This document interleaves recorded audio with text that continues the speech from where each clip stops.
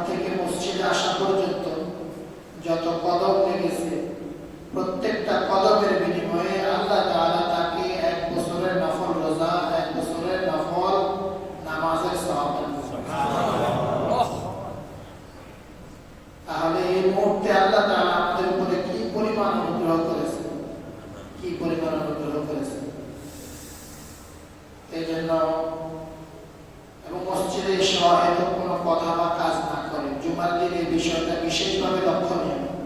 কেউ কোনো কথা বললে এই পুরস্কার শেষ। কথা বললে কি বলে?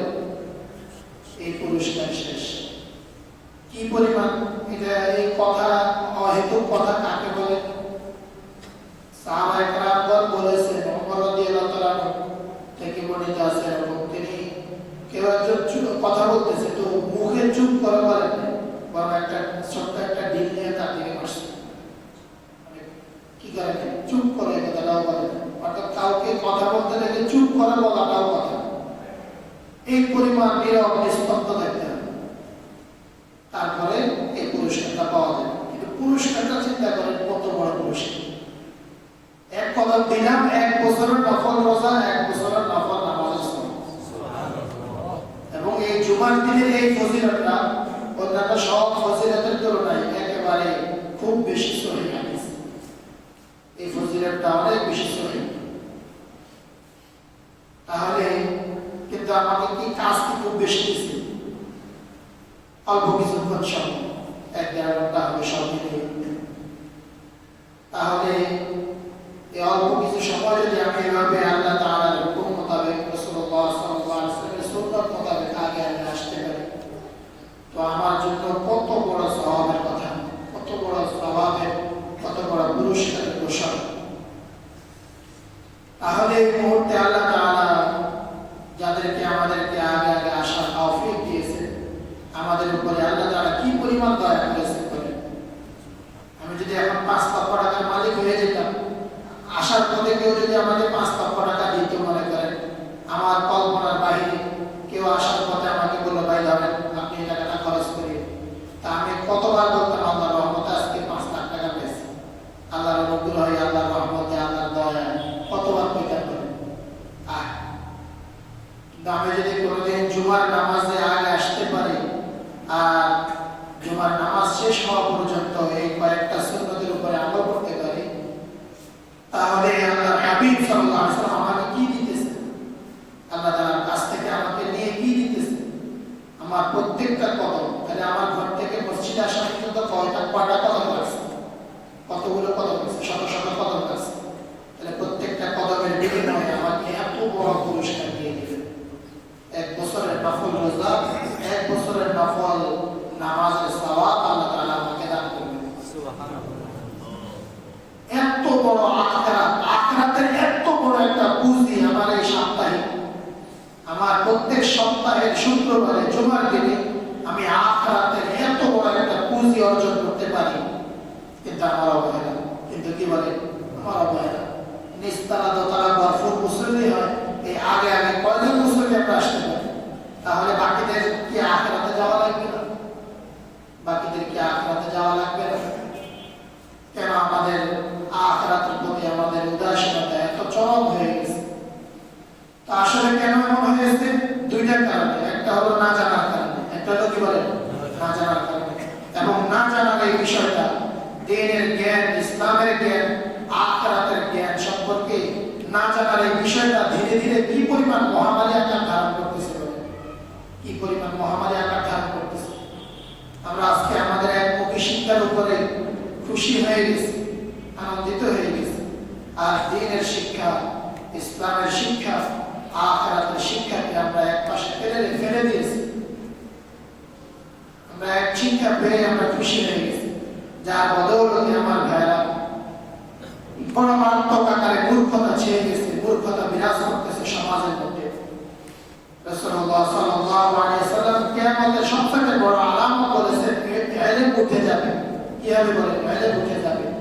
রাসূলুল্লাহ সাল্লাল্লাহু আলাইহি ওয়াসাল্লাম ইরশাদ করেন, ইন্নাল্লাহ ইয়াকবিদুল ইলমা ইনতিজাআন ইয়ানতাজিউহু মিনাল ইবাদ, ইয়ানতাজিউহু বিল ইবাদ। আল্লাহ তাআলা কিয়ামতের আগে ইলমকে উঠায় নেবেন। আর ইলমকে উঠাবেন কোন এরকম আস্তে কোরআন শরীফ উঠায় নেবে, মাসালার কিতাব উঠায় নেবে, এইভাবে না, বরং এগুলো আপন জায়গায় থাকবে। আর এগুলোর যে দাঁড়াও বাহক আলেমদেরকে উঠায় নেবেন। এই আলেমদেরকে উঠায় নেওয়ার পরে হাত্তা লা ইয়াবকা আলেমান, আর কোনো আলেম বাকি থাকবে না। তারপরে মানুষ কি করবে?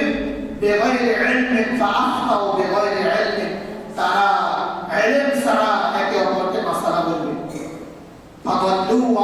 আদাল্লু, তারা নিজেরাও গোমরাহ হবে, মানুষদেরকেও গোমরাহ করবে, নিজেরাও গোমরাহ হবে, মানুষদেরকেও গোমরাহ করবে। এটাই তো দেখা যাচ্ছে আজকে। একজন আলেমে দ্বীনের ইন্তেকালের পরে তার স্থান পূরণ হয় না, তার স্থানে এরপরে তারপরে যিনি আসেন হাজার ভাগ নয়, লক্ষ ভাগের এক ভাগও পূরণ হয় না। আর আমরা তো উদাসীনতার সাগরে ডুবে আছি। আমরা তো দ্বীনের শিক্ষার প্রতি আমাদের অনীহা অনাস্থা চরম আকার ধারণ করেছে, চরম আকার ধারণ করেছে। যাই হোক আমার ভাইরা, তো এই যে বলতেছিলাম নিচতলা দোতলায় পূর্ণ হয়ে যায় মুসল্লি দ্বারা, কিন্তু আগে আগে কয়জন মুসল্লি মসজিদের মধ্যে আসতেছি আমরা বলেন? এর কারণ দুইটা। একটা হলো পুরস্কার সম্পর্কে না জানা, একটা হলো আখিরাত সম্পর্কে না জানা, আল্লাহ তাআলা সম্পর্কে না জানা। আর আরেকটা হলো জানার পরেও, জানা তো আছে, কিছু কিছু জানা আছে, কিছু কিছু তো জানা আছে, কিন্তু এই জানার উপরে আমল নাই, অবহেলা, উদাসীনতা। আরেকটা হলো কি বলে? অবহেলা এবং উদাসীনতা। অবহেলা এবং কি বলে? উদাসীনতা। তাহলে এই অবহেলা এবং এই উদাসীনতা কিভাবে কাটবে বলেন? কিভাবে কাটবে? কিভাবে কাটবে এই উদাসীনতা? ফিকির করা দরকার। তো আমার ভাইরা, যারা আমরা আল্লাহ তাআলা আমাদেরকে নিয়ে এসেছে, আমরা ইনশাআল্লাহ এই ব্যাপারে সজাগ থাকবো, সচেতন থাকবো। আমাদের সন্তানগুলোর অন্তরেও আখিরাতের ফিকির ঢুকায় দেব, আখিরাতের মহব্বত, জান্নাতের মহব্বত, আল্লাহ তাআলার মহব্বত তাদের অন্তরে ঢুকায় দেব। এই যে দেখা যায় একামত হয়ে গেছে, বাইরে ঘুরতেছে, বেশিরভাগ যুবক, বেশিরভাগ কি বলে? যুবক, বেশিরভাগ যুবক বাইরে ঘুরতেছে। কেন? ওই যে দুইটা কারণে। একটা হলো না জানার কারণে, আরেকটা হলো উদাসীনতার কারণে, আখিরাতের ফিকির অন্তরে না থাকার কারণে। আল্লাহ, তো যাই হোক আমার ভাইরা, বিশেষ করে মুরব্বিদেরকে বলছি, যাদের উপযুক্ত সন্তান আছে, এদের অন্তরে ছোট কাল থেকে এদের অন্তরে, প্রত্যেকের অন্তরে আখিরাতের মহব্বত ঢুকায় দেয়, আখিরাতের ফিকির ঢুকায় দেয়।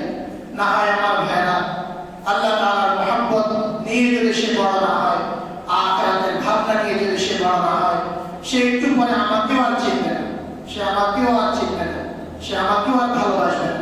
কারণ যে আল্লাহকে ভালোবাসতে শিখে নেয়, সে কখনো আব্বাকে ভালোবাসতে পারে না, সে কখনো আম্মাকে ভালোবাসতে পারে না।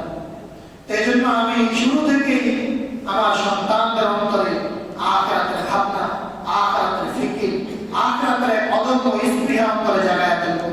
ছোটকাল থেকেই তাকে আখিরাতের আমলগুলোর ব্যাপারে উৎসাহিত করতে থাকবো। দুনিয়াগুলো বলার কারণে, দুনিয়াগুলো বেশি বলার কারণে দুনিয়ার মহব্বত ঢুকে গেছে, এটাই স্বাভাবিক। কিন্তু আমি যদি আখিরাতের বিষয়গুলো তার সামনে বেশি বলতাম, আমার ঘরে যদি আমি আমার স্ত্রীর সাথে যদি আখিরাতের বিষয়ে বসে বসে গল্প করতাম, আখিরাতের ফিকিরের কথা বলতাম, আখিরাতে জাহান্নাম থেকে বাঁচার কথা বেশি বলতাম, আখিরাতে জান্নাতে যাওয়ার কথা বেশি বলতাম, তো ধীরে ধীরে আমার এই সন্তানের অন্তরেও, আমার এই প্রজন্মের অন্তরেও ধীরে ধীরে আখিরাতের ভাবনা ঢুকে যাবে। তো যাই হোক আমার ভাইরা, এই আখিরাতের ভাবনার উপরে, আখিরাতের চিন্তার উপরে, আখিরাতের ফিকিরের উপরে আমাদের আলোচনা চলতেছে। এবং বিশেষ করে কিয়ামতের ময়দানে 5টা প্রশ্নের উত্তর দিতে হবে। কয়টা প্রশ্ন বলে? 5টা প্রশ্নের উত্তর দিতে হবে। যার কারণে মুমিন আখিরাতের ব্যাপারে এতটা পেরেশান, এতটা ফিকিরগ্রস্ত, এতটা ভাবনা করতে থাকে। আল্লাহ, এজন্য মুমিন তার এক মুহূর্ত সময় নষ্ট করতে রাজি নয়, এক মুহূর্ত সময় সে উদাসীনতার মধ্যে থাকে না। সে সবসময় সচেতন, সে সবসময় সজাগ, যেন আমার এক মুহূর্ত সময় নষ্ট না হয়। আখিরাতের ফিকির ছাড়া যেন আমার একটা কদম না ওঠে, আখিরাতের ফিকির ছাড়া যেন আমার জবান দিয়ে একটা কথা বের না হয়, আখিরাতের ফিকির ছাড়া যেন আমার কানে একটা কথার আওয়াজ শোনা না যায়, আখিরাতের ফিকির ছাড়া যেন আমার চোখ না তাকায়, আখিরাতের ফিকির ছাড়া যেন আমার ব্রেন কল্পনা না করে। কারণ এই 5টা প্রশ্ন আমাকে বেঁধে রেখেছে, এই 5টা প্রশ্ন আমাকে আটকায় ফেলছে। কারণ এই 5টা প্রশ্নের সঠিক উত্তর দেওয়া ছাড়া, সঠিক উত্তর দেওয়া ছাড়া, সঠিক হিসাব দেওয়া ছাড়া আমার এই কঠিন পরিস্থিতির মধ্যে আমার কদম নাড়াইতে পারবো না। তো সেই প্রশ্নগুলোর মধ্যে আলহামদুলিল্লাহ আমরা কয়েকটা প্রশ্ন নিয়ে আলোচনা করেছি। তো 1 নম্বর প্রশ্ন আমাদের জীবন সম্পর্কে করা হবে। আমার জীবনের প্রত্যেকটা মুহূর্ত সময় আমরা কিভাবে ব্যয় করেছি। এরপরে আমার যৌবনকাল, আমার যৌবনকাল সম্পর্কে জিজ্ঞাসা করা হবে, যৌবনকাল কোন কাজে ব্যয় করেছি, এটা কি শুধুই দুনিয়ার পিছনে ব্যয় করেছি না এই যৌবনকালে আখিরাতের ফিকির করেছি। এরপরে আমার তৃতীয় প্রশ্ন হবে আমার মাল কামাই করা প্রসঙ্গে। এরপরে চতুর্থ প্রশ্ন আমার মাল ব্যয় করা প্রসঙ্গে। শুধু মালের উপরে কয় প্রশ্ন বলে? 2 প্রশ্ন। মাল কিভাবে কামাই করেছি আর কিভাবে ব্যয় করেছি। যাই হোক আমার ভাইরা, এই 4টা প্রশ্নের উপরে আমরা সামান্য কিছু আলোচনা গত কয়েক জুমা থেকে করতেছি। আল্লাহ তাআলা যা কিছু আলোচনা হয়েছে আমাদেরকে মনে রাখা এবং আমল করার তৌফিক দান করেন। গত জুমাতে আমরা আমাদের মাল সম্পর্কে কিছু আলোচনা করা হয়েছে, কিভাবে মাল কামাই করা হয়, কিভাবে ব্যয় করা হয়, কিভাবে কামাই করা হয়, কিভাবে ব্যয় করা হয়। আমার ভাইরা, একদিকে মাল কামাইয়ের ক্ষেত্রে যেমন হালাল পন্থা হইতে হবে, আরেকদিকে ব্যয়ের ক্ষেত্রেও অপচয় বর্জন করতে হবে। ব্যয়ের ক্ষেত্রেও অবৈধ খাতকে বর্জন করে বৈধ খাতে এবং অপচয় রোধে আমার মাল খরচ করা লাগবে। না হয় আমার বাঁচার উপায় নেই, না হয় আমি আমার এই প্রশ্নে আটকা পড়ে যাব, আমার এই প্রশ্নে আমি ধরা খেয়ে যাব। এজন্য শুধু বৈধ খাতে খুব খরচ করলাম অপচয় করেও এটা হবে না, বরং প্রয়োজন পরিমাণ খরচ করে তাহলে বাকিগুলো কি করব? বাকিগুলো গরিব মিসকিনদেরকে দিয়ে দেব, বাকিগুলো আল্লাহ তাআলার দ্বীনের জন্য খরচ করব। আল্লাহ তাআলা কি বলেন? দ্বীনের জন্য খরচ করব। কোরআনে কারীমের মধ্যে রব্বুল আলামিন বারবার বলতেছেন, কতবার বলেছেন, যতবার নামাজের কথা বলেছেন ততবার এই দানের কথা বলেছেন, যতবার নামাজের কথা বলেছেন বরং ক্ষেত্র বিশেষের চেয়ে বেশিও বলেছেন। নামাজের কথা ছাড়া শুধু দানের কথাও বারবার বলেছেন,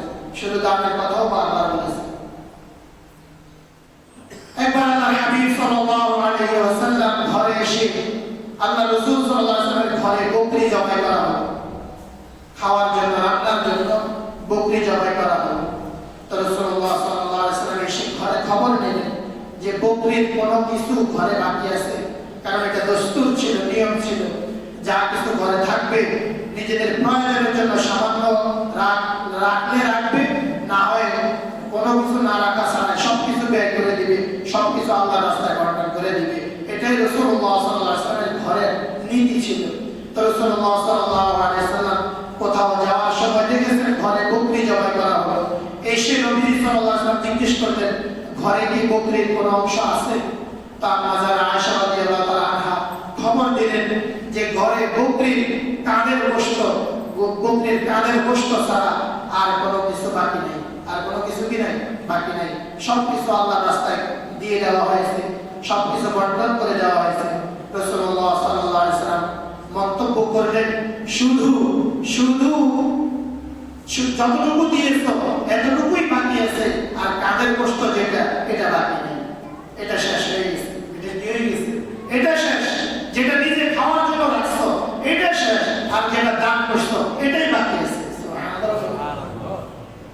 তাহলে বকরির গোশত বলতেছে কাঁধের গোশতটা আছে, আর রাসূল বলেন না, কাঁধের গোশতটা নাই আর বাকিটা আছে। সুবহানাল্লাহ।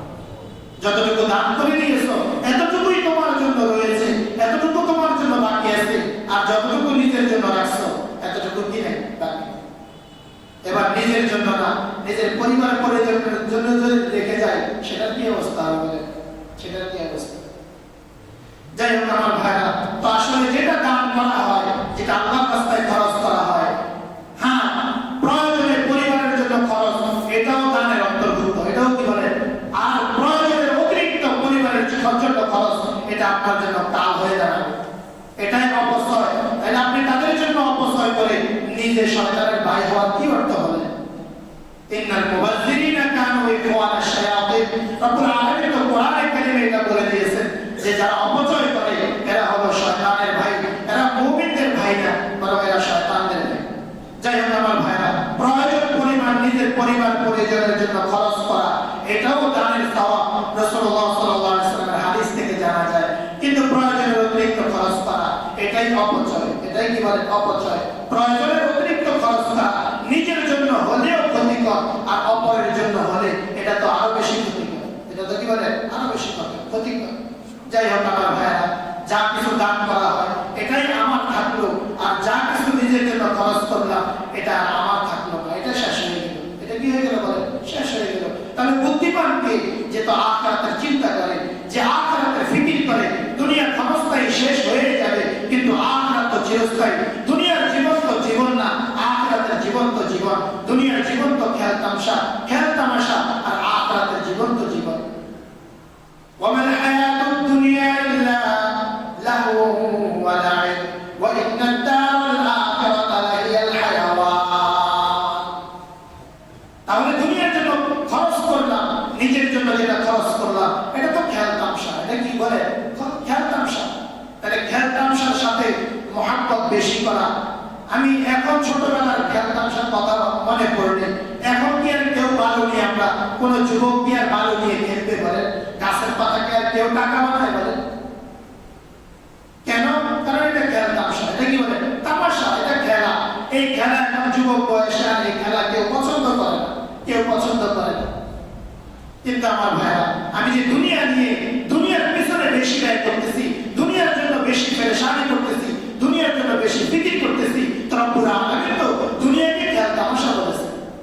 দুনিয়াকে খেলতামাশা বলেছেন। তাহলে যে খেলতামাশার পিছনে সময় ব্যয় করে, তো তার সময় কি ভালো কাজে লাগলো নাকি খারাপ কাজে লাগলো? বলে তার সময় কি কাজে লাগলো নাকি তার সময়টা বরবাদ হলো? তার সময়টা বরবাদ হলো। তাহলে আমার দুনিয়ার সময়টা যদি আমার দুনিয়ার পিছনেই যায়, তাহলে আমার এই সময়টা কি কাজে লাগলো নাকি নষ্ট হলো? বলে নষ্ট হয়ে আমার জন্য আখিরাতে কি থাকলো?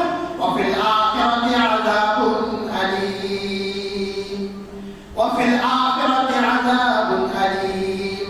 আখিরাতে শুধুই আমার জন্য মারাত্মক যন্ত্রণাদায়ক আযাব আর শাস্তি শুধু আমার জন্য বাকি থাকবে। নাউযুবিল্লাহি মিন যালিক। যাই হোক আমার ভাইরা, এজন্য দুনিয়ার এই খেলতামাশার পিছনে, দুনিয়ার পিছনে ব্যয় করা, নিজের জন্য প্রয়োজনের অতিরিক্ত ব্যয় করা মানেই হলো দুনিয়ার জন্য ব্যয় করা। আর দুনিয়ার পিছনে অতিরিক্ত খরচ করা, এটাই হলো খেলতামাশার পিছনে অতিরিক্ত সময় ব্যয় করা। আমার ভাইরা, তো খেলতামাশার পিছনে যদি আমি আমার সময়কে বরবাদ করে দেই, তো আমার আসল জীবন সম্পর্কে, আসল জীবন সম্পর্কে, আসল জীবনের ব্যাপারে আমি আর কখন ব্যয় করতে পারি? আমার জন্য কি আমার ওই জীবনের জন্য আলাদা কোনো সময় দেওয়া হবে? আলাদা কোনো সময় দেওয়া হবে না।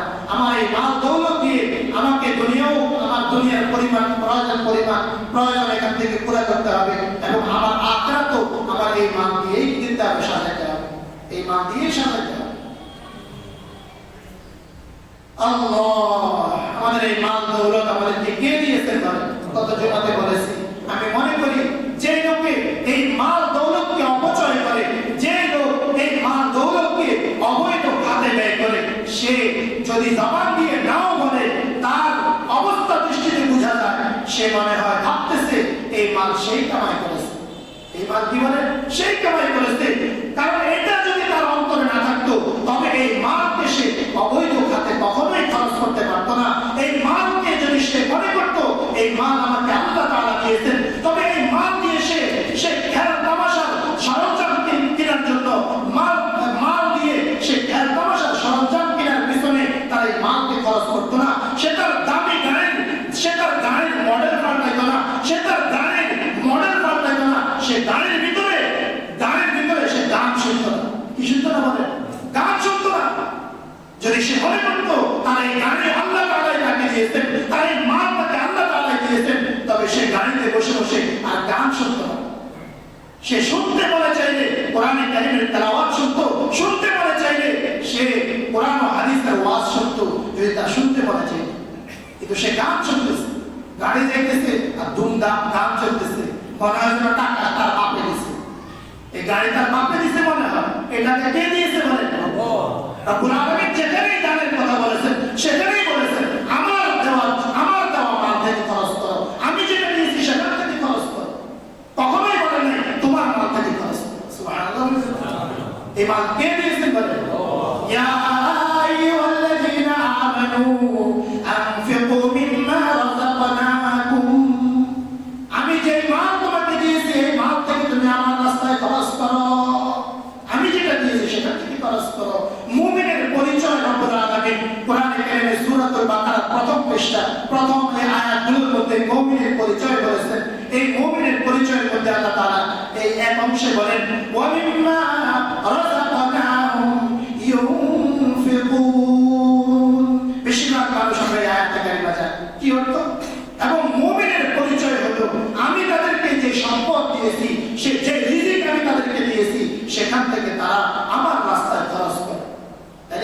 কে দিয়েছেন বলে? আমি এই মাল দিয়ে যে গুনাহ করতেছি, আমি যে মেয়ের বিয়েতে, ছেলের বিয়েতে আমি যে গায়ে হলুদের অনুষ্ঠান করে লক্ষ লক্ষ টাকা খরচ করতেছি, কে দিয়েছেন এই মাল বলে?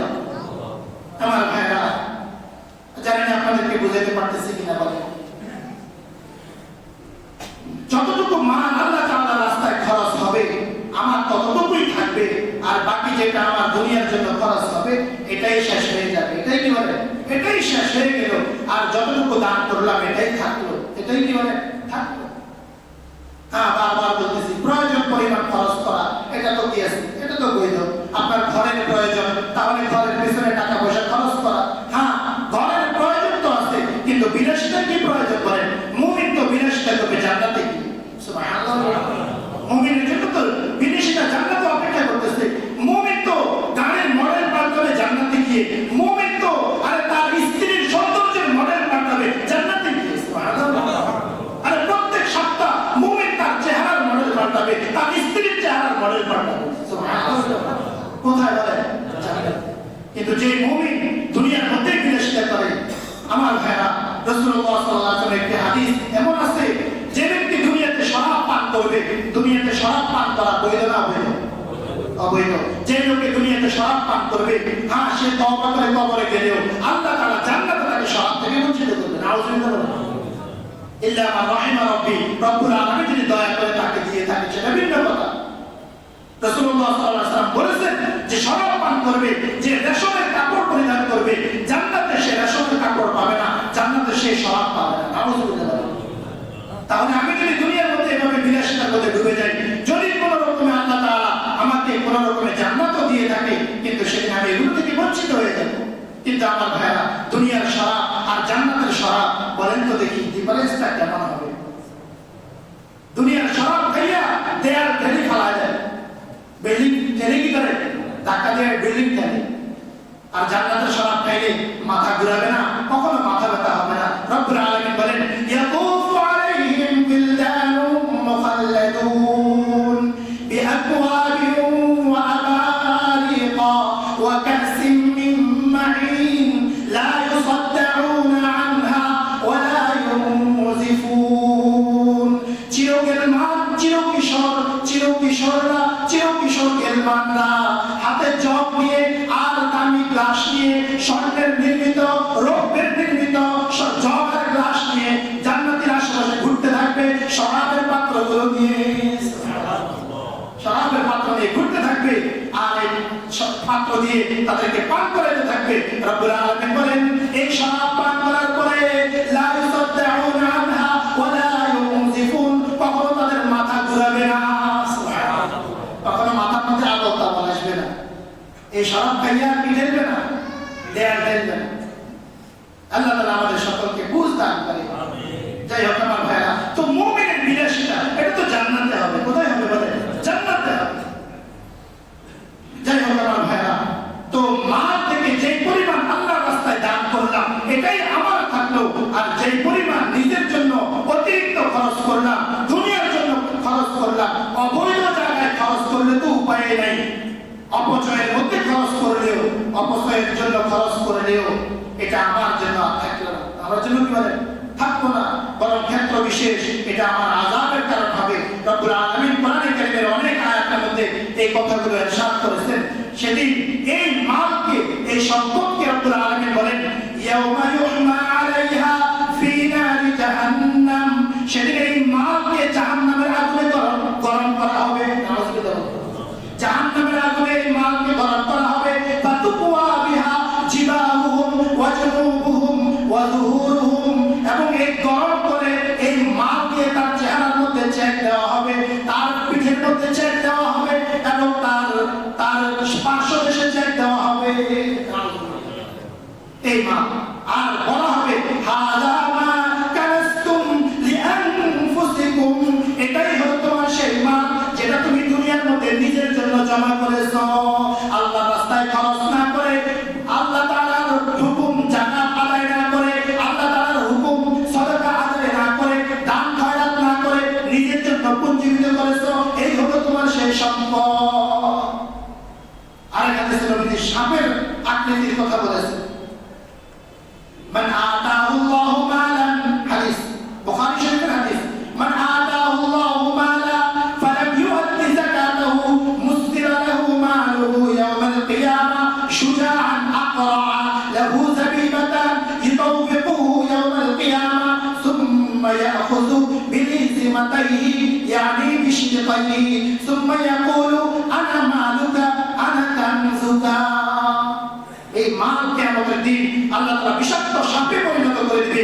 এই সাপ তার পায়ের দিক থেকে পেঁচাইতে পেঁচাইতে তার চেহারার উপরে ছোবল মারতে থাকবে আর বলতে থাকবে আনা মালুকা আনা কানজুকা, আমি তোমার সেই মাল, আমি তোমার সেই বুদ্ধিবিদ সম্পদ। নাউযুবিল্লাহ। আমার ভাইরা, এই জন্য কি করা বলে মালের ব্যাপারে সতর্ক কি পরিমাণ হওয়া দরকার। এজন্য আমার ভাইরা, মুমিন তো তাকে বলে যে 1 টাকা আয়ের ক্ষেত্রে সে ভেবে চিন্তে আয় করে, 1 টাকা গ্রহণ করার ক্ষেত্রে সে ভেবে চিন্তে সে গ্রহণ করে, আবার 1 টাকা খরচের ক্ষেত্রে সে ভেবে চিন্তে খরচ করে। এর অর্থ আবার কৃপণতা করে এমন না। এর অর্থ কি বলে? কৃপণতা করে এমন না। ইসলাম আমার ভাইরা, ইসলাম মধ্যপন্থা। আমার মা রব্বুল আলামিন আমাকে দিয়েছেন, এটা অপচয় করা যাবে না, আবার কৃপণতা করাও যাবে না। মধ্যপন্থা অবলম্বন করতে হবে। প্রয়োজন পরিমাণ খরচ করতে হবে, আর প্রয়োজনের অতিরিক্ত সম্পদ সেটা আবার পুঞ্জীভূত করে রাখা যাবে না, সেটা আবার আল্লাহ তাআলার রাস্তায় খরচ করার ব্যাপারে কার্পণ্য করা যাবে না, কার্পণ্য করা যাবে না। আমার ভাইরা, হযরত আবু বকর রাদিয়াল্লাহু তাআলা আনহু তিনি একবার 3 দিন উপবাস, কয়দিন করেন? 3 দিন উপবাস। আবু বকর রাদিয়াল্লাহু আনহু মক্কা ধনী লোকদের মধ্যে অন্যতম ছিলেন, কিন্তু এখন ইসলাম গ্রহণ করার পরে সব কিছু আল্লাহ তাআলার রাস্তায় বিলীন করে দিয়ে, আল্লাহর রাস্তায় সব খরচ করে দিয়ে, এবার ছালার শর্ট গায়ে দিয়ে, তাও আবার 12-13টা তালি আছে, এই তালিযুক্ত ছালার শর্ট গায়ে দিয়ে মসজিদে নববীর মধ্যে বসে আছে। আমার বন্ধুরা, রব্বুল আলামিন তার এই অবস্থার উপরে খুশি হয়ে জিবরাইলকে পাঠিয়ে দিলেন বন্ধুর কাছে, ও আমার জিবরাইল, আমার বন্ধুকে গিয়ে খবর দাও, এই যে বুড়া লোকটা বসে আছে ছালার শর্ট গায়ে দিয়ে, তাকে একটু জিজ্ঞেস করতে বলো সে কি এই অবস্থার উপরে সন্তুষ্ট আছে। সুবহানাল্লাহ। যাও তাকে গিয়ে আমার সালাম বলো আর বলো তুমি এই অবস্থার উপরে সন্তুষ্ট আছো কিনা। জিবরাইল আলাইহিস সালাম আসলেন, নবীর মাধ্যমে আবু বকর রাদিয়াল্লাহু আনহুর সাথে কথা বললেন। আবু বকর, তোমাকে তোমার রব সালাম পাঠাইছে। সুবহানাল্লাহ। আমার ভাইরা, এরপরে আবু বকর রাদিয়াল্লাহু আনহুকে বললেন, আবু বকর, তুমি কি তোমার রবের এই ফয়সালার উপরে সন্তুষ্ট আছো? আবু বকর বলেন, হ্যাঁ, অবশ্যই আমি আমার রবের এই ফয়সালার উপরে সন্তুষ্ট আছি। এই আবু বকর রাদিয়াল্লাহু আনহু কি না পারতেন? তো মক্কার সবচেয়ে ধনী মানুষগুলোর অন্যতম ছিলেন। ইসলাম গ্রহণ করার পরে সব মাল আল্লাহর রাস্তায় কুরবান করে দিলেন। এরপর অবস্থা এমন, কয়েকদিন একাধারে মাসের পর মাস ধরে ঝুলা যাবে না। তো একদিন তিনি একবার 3 দিন উপবাস, একেবারে আর কথা মুখ দিয়ে বের হয় না, আর চলতে পারতেছেন না। এমন সময় তাকে তার একটা গোলাম তাকে কিছু খাবার দিল, কিছু খাবার, কয়েক লোকমা খাবার তাকে দিল। তো তিনি এটা খিদার তাড়না খেয়ে ফেলছেন। তাকে জিজ্ঞেস করতে সুযোগ পান নাই, অথবা খিদার তাড়নায় খেয়াল ছিল না তাকে জিজ্ঞেস করতে যে তুমি এটা কোথা থেকে এনেছো। এরপরে খাওয়ার পরে, কয়েক লোকমা খাওয়ার পরে ওই গোলামকে বলতেছে, গোলাম, তুমি এই খাবার কোথা থেকে এনেছো? এবার গোলাম বলতেছে যে হুজুর, আমি ইসলামের আগে, ইসলাম গ্রহণ করার আগে আমি গণক ছিলাম, তবে আমি গণকের বিদ্যা ভালোভাবে জানতাম না, আমি মানুষকে ধোঁকা দিতাম। যাই হোক, আমি এই গণকের কাজ করে আমার জীবিকা নির্বাহ করতাম। তো ইসলাম গ্রহণ করার আগে এরকম আমি এক বাড়িতে একজনের কাছে গেলাম, তাদের গণকের কাজ করার পরে তারা আমাকে কিছু দেওয়ার ওয়াদা করেছে, কিন্তু সেটা আমাকে তারা নগদ দেয় নাই, বাকিতে দিবে বলেছে।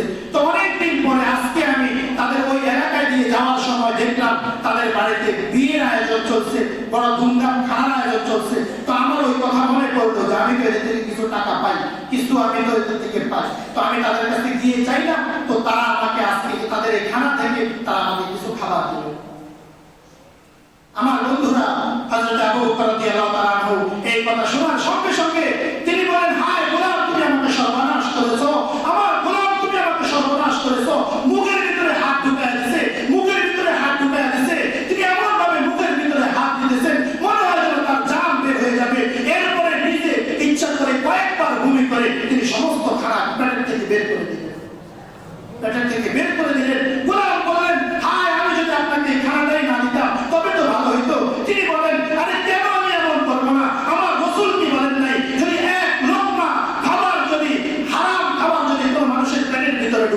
সেটা সেই শরীর, যে শরীরটা হারাম খাবার দিয়ে যে শরীরটা উৎপন্ন হয়, ওই শরীর কখনো জান্নাতে যেতে পারবে না, জান্নাতে যেতে পারবে না। রুজিয়া বিল হারাম লা ইয়াদখুলুল জাসাদু ফিল জান্নাহ, ওই শরীর জান্নাতে প্রবেশ করবে না যে শরীরটা হারাম খাবার দিয়ে যে শরীরটা উৎপন্ন হয়েছে। নাউযুবিল্লাহ। কয় লোকমা খাবার খেয়ে পেরেশানি, কয় লোকমা খাবার খেয়ে বলেন। আমিও নিজেকে মুমিন বলে দাবি করি, ওই আবু বকর সিদ্দিক রাদিয়াল্লাহু তাআলা নিজেকে মুমিন বলতেন। আমার বন্ধুরা, আমিও নিজেকে মুমিন বলে দাবি করি, আমিও নিজেকে মুসলিম বলে দাবি করি, আমিও আল্লাহর বান্দা বলে নিজেকে দাবি করি। ওই আবু বকর রাদিয়াল্লাহু তাআলা তিনিও আল্লাহর বান্দা বলে নিজেকে পরিচয় দিতেন, তিনিও নিজেকে মুমিন বলতেন। আমিও আখিরাতকে বিশ্বাস করে বলে আমি নিজেকে দাবি করি। ওই আবু বকর রাদিয়াল্লাহু তাআলা আখিরাতকে বিশ্বাস করতেন বলে দাবি করতেন। আমিও জাহান্নাম আছে বলে বিশ্বাস করি, ওই আবু বকর জাহান্নাম আছে বলে বিশ্বাস করতেন। কিন্তু তিনি কি করেছেন আর আমি কি করি? আমি না কামাইয়ের ক্ষেত্রে খেয়াল করি, না ব্যয়ের ক্ষেত্রে খেয়াল করি। এজন্য আমার ভাইরা, মাল কামাই করতেও আল্লাহর হুকুম অনুযায়ী করতে হবে, খরচ করতেও তার হুকুম অনুযায়ী করেন, আল্লাহর হুকুম অনুযায়ী, আল্লাহ তাআলার হুকুম অনুযায়ী। যা কিছু নিজের জন্য খরচ করলাম, এটা শেষ হয়ে গেল, এটা বরবাদ হয়ে গেল, এটা দুনিয়ার জন্য হয়ে গেল। আর যা কিছু আল্লাহর রাস্তায় দান করলাম, এটাই আমার থেকে গেল। কারণ আমার জীবন তো দুনিয়ার জীবন না, আমার জীবন তো হলো আখিরাতের জীবন। ওয়া ইন্নাদ দারাল আখিরাতা লাহিয়াল হায়াওয়ান, আখিরাতেই হলো তোমাদের জন্য জীবন। তাহলে আমি দুনিয়ার জন্য খরচ করলাম, এটা তো পাইলাম না, এটা তো শেষ হয়ে গেল। কিন্তু আমি যেটা আখিরাতের জন্য খরচ করলাম, ওটাই আমার জন্য থাকলো। আমার বন্ধুরা, আসলে যে লোক আল্লাহর রাস্তায় দান করে, আল্লাহ তাআলা তার এই দানের কারণে তার মাল কমায় না, বরং তাকে আরো বাড়ায় দেয়। তাকে কি করে? বাড়ায় দেয়। কোরআনে কারীমে রব্বুল আলামিন বলেন, ওয়া মা আতাইতুম মিন যাকাতিন তুরিদুনা ওয়াজহাল্লাহ ফাউলাইকা হুমুল মুদঈফুন। যারা আল্লাহর রাস্তায় খরচ করে আল্লাহর সন্তুষ্টির জন্য, রব্বুল আলামিন বলেন আল্লাহ তাআলা এদের যা কিছু দান করেছে, এদের ডবল আল্লাহ তাআলা তাদেরকে দিয়ে দিবে। দুনিয়াতেও দিবেন, আখিরাতেও দিবেন, দুনিয়াতেও দিবেন, আখিরাতেও দিবেন।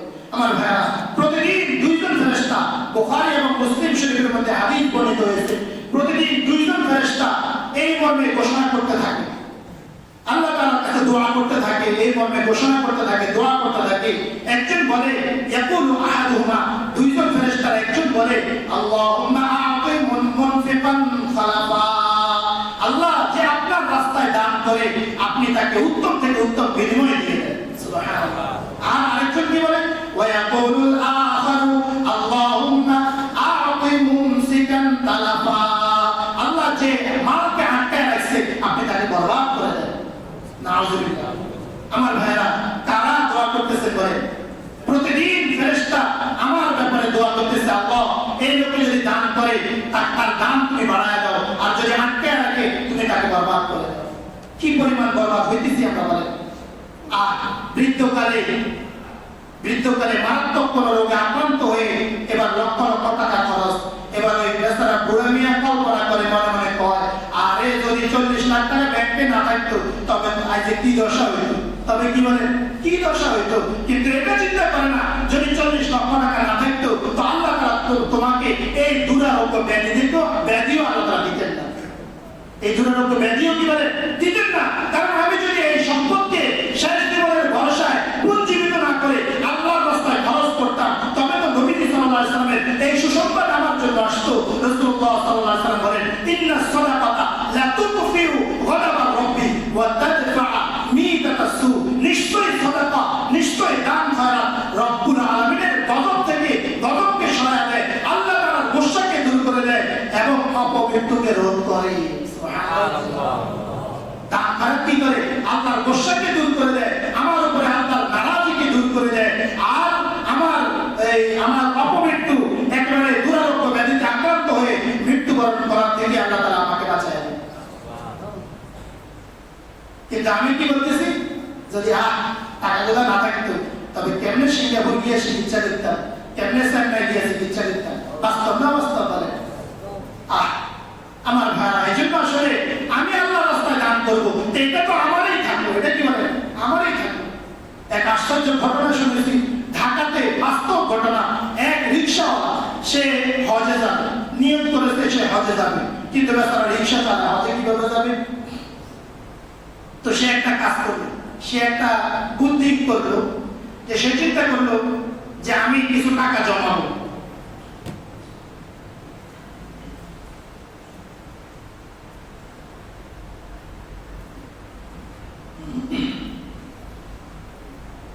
আমি কিছু টাকা জমাবো, তবে এটা আমার দুনিয়ার কোনো ব্যাংকে না, এটা আমি আল্লাহ তাআলার ব্যাংকে জমাবো। তো সে ঠিক করলো সে মাসে একদিন রিক্সা ভাড়া নেবে না, রিক্সা ফ্রি সার্ভিস দিবে। সুবহানাল্লাহ। তো সে রিক্সা প্রতিদিন যে একদিন যেই উঠুক না কেন, ধনী লোক গরিব লোক যে তার রিক্সায় উঠবে সে ভাড়া নেয় না, সে কিনে না, ভাড়া নেয় না। তো এরকম অনেকদিন পরে হঠাৎ করে একদিন এক লোক তার রিক্সায় উঠেছে, এক ধনী লোক, অনেক বড় এক ধনী লোক, শিল্পপতি তার রিক্সায় উঠছে কোনো কারণে। তো সে তাকে বাসায় বানায় দিয়া সে তার ভাড়া দিতে চাইতেছে, কিন্তু সে ভাড়া নেয় না, সে কিনে না, ভাড়া নেয় না। তো ওই বেচারা অনেক জোরাজোরি করলো, সে ভাড়া কোনোভাবে ভাড়া নেয় না। পরে তাকে বললো কারণ কি, তুমি ভাড়া দিচ্ছ না কেন? সে বলে আমি একটা নিয়ত করেছি, আমি আল্লাহর হজে যাওয়ার নিয়ত করেছি, কিন্তু আমার কাছে তো কোনো টাকা পয়সা নেই।